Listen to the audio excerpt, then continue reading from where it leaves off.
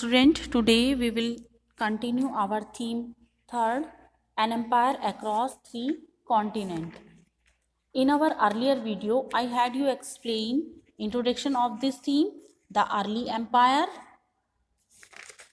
the third century crisis, gender literacy, culture. Now we take our topic economic expansion. The empire had a substantial economic infrastructure of harbors, mines, quarries, brickyard, olive oil factories, etc. Wheat, wine, and olive oil were traded and consumed in huge quantities, and they came mainly from Spain, the Gallic provinces, North Africa, Egypt, and to a lesser extent Italy, where conditions were best for these crops. Liquid, यहाँ पर जितने भी empire थे हमारे उस time पर जो empire थे उन्होंने अपना आर्थिक ढांचा बहुत अधिक विस्तृत कर लिया था। उनमें दरगाह भी थे, माइंस हैं और क्वारीज, ब्रिकयार्ड, ऑलिव ऑयल फैक्ट्रीज, बहुत सारी उनका इंफ्रास्ट्रक्चर था इकोनॉमिक एक्सपेंशन में। और वीट, वाइन, ऑलिव ऑयल भी ये भी वाइड स्प्रेड रूप में फैला हुआ था, उसको भी वो उन्होंने कंज्यूम किया हुआ था, जो कि मेनली स्पेन, जो कि ये गैलिक प्रोविंसेस थी नॉर्थ अफ्रीका का, वहाँ से आता था। इटली भी इस कंडीशन में था कि वह उसमें भी बेस्ट क्रॉप्स ग्रो की जाती थी। Liquids like wine and olive oil were transported in containers called amphorae. जो लिक्विड है वाइन और ऑलिव ऑयल उसको भी कंटेनर्स में ट्रांसपोर्ट किया जाता था, जिसको amphora sherds of are very large number of these survey, and it has been possible for archaeologists to reconstruct the precise shape of these containers, tell us what they carried, and say exactly where they were made by examining the clay content and matching the finds with clay pits throughout the Mediterranean। जो हमारे archaeologist हैं उन्होंने different तरीके से इसके shape और price को जानने की कोशिश की है और उनको मैच किया है जो उन्हें पिट्स मिले हैं।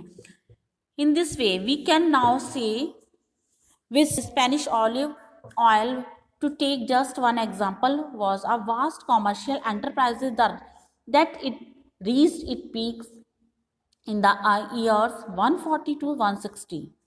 यहाँ पर जो हमारा ये स्पेनिश ऑलिव ऑयल है ये एक ऐसा एग्जाम्पल है कि उसको देखकर लगता है कि बहुत ज़्यादा इसका कॉमर्शियल दूर दूर तक इसका व्यापार फैला हुआ, पीक पर पहुँच गया। और जो स्पेनिश ऑलिव ऑयल था इस टाइम पर उसको कंटेनर में जो लेकर जाते थे उसको ड्रेसल 20 के नाम से जाना जाता था। If find of Dressel 20 are widely scattered across sites in the Mediterranean. This suggests that Spanish olive oil circulated very widely indeed. By using such evidence, इस तरह से बहुत सारे ऐसे एविडेंस को यूज़ करने के साथ साथ हमने देखा कि जो ये आर्कोलॉजिस्ट हैं ये यहाँ पर एबल थे इसको स्पेनिश प्रोड्यूसर को सक्सेस करने के लिए और इसके मार्केट को कैप्चर करने के लिए। Spanish producer supplied a better quality oil at lower prices. In other words, दूसरे शब्दों में हम ये देखें कि the big land owners from different regions competed with each other for control of the main market for the goods they produced. इस तरह से the success of the Spanish olive grower was taken repeated by North Africa producers. Olive estate in this part of the empire dominated production through most of the third part of the empire dominated। अब यहाँ पर हमने देखा कि जो यहाँ पर ये सक्सेसर थे जो उन लोगों ने अब इस ओलिव ऑयल को बहुत ज़्यादा ग्रो कर दिया था, इसको बहुत ज़्यादा उसका उत्पादन करना स्टार्ट कर दिया था और 3rd सेंचुरी से 4th सेंचुरी तक ये बहुत ज़्यादा इसका प्रोडक्शन हुआ। उसके बाद भी 425 के बाद नॉर्थ अफ्रीका में भी इसका डोमिनेंस जो था वो ईस्ट के द्वारा तोड़ा गया और इसके बाद 6th सेंचुरी में अगेन और साउथ एशियन मैनर के द्वारा तोड़ा गया। और ये ऑलिव ऑयल के एक्सपोर्टर भी मेजर एक्सपोर्टर सीरिया और पैलेस्टाइन मेजर एक्सपोर्टर बन गए। And container container from Africa show a dramatically reduced prices of Mediterranean market. Behind these broad movement, the prosperity organized the production and transport of particular goods and on the quality of those goods. The empire included many reasons that shone for exceptional fertility. जो empire थे इसमें include थे और उन्होंने यहाँ पर अपनी reputation को भी बहुत ज़्यादा अधिक उत्पादित बना लिया था। Italy, Sicily, in Egypt, Gallic, Byzantine, Belgicum, southern Gaul, इन सभी जगह पर यहाँ पर बहुत सारे सेटलमेंट ऐसे किए गए थे। बेस्ट काइंड ऑफ वाइन जो थी वो कंपेनिया से आती थी। सिसिली बिजेंटाइन भी इसको एक्सपोर्ट करता था क्वांटिटी ऑफ वीट और रोम को। Galilee was densely cultivated. Spanish olive oil came mainly from the numerous state along the bank of the river Guadalquivir in the south of widespread countryside थे Numidia, और these pastoral and semi-nomadic communities were often on the move, carrying their own shaped huts.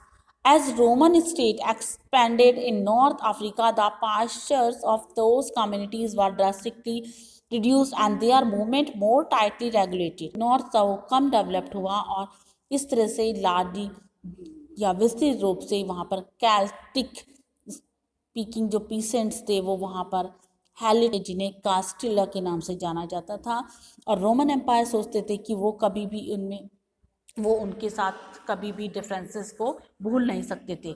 इस तरह से उन्होंने बहुत ज़्यादा imagine किया और अपने आप को, अपने एंशियंट वर्ल्ड को इमेजिन किया और बहुत ज़्यादा केयरफुल हो गए।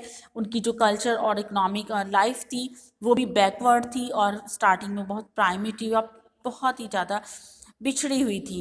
इस तरह से हम देखें कि जो उनकी application water power around the Mediterranean as well as advance in water powered million technology, the use of hydraulic mining techniques in the Spanish gold and silver mines and the giant industrial scale on which those mines were worked in the 1st and 2nd century level. The extent of well-organized commercial and banking network and the widespread use of money are all indication of how much we tend to underestimate the sophistication of the Roman economy. The issue of the use of the slavery. इस तरह से जो यहाँ पर जो रेजिस था, issue था labour का, स्लेवरी के रूप में वहाँ पर सबके सामने आया या वो भी अपनी प्रॉब्लम को उठाने लगा था।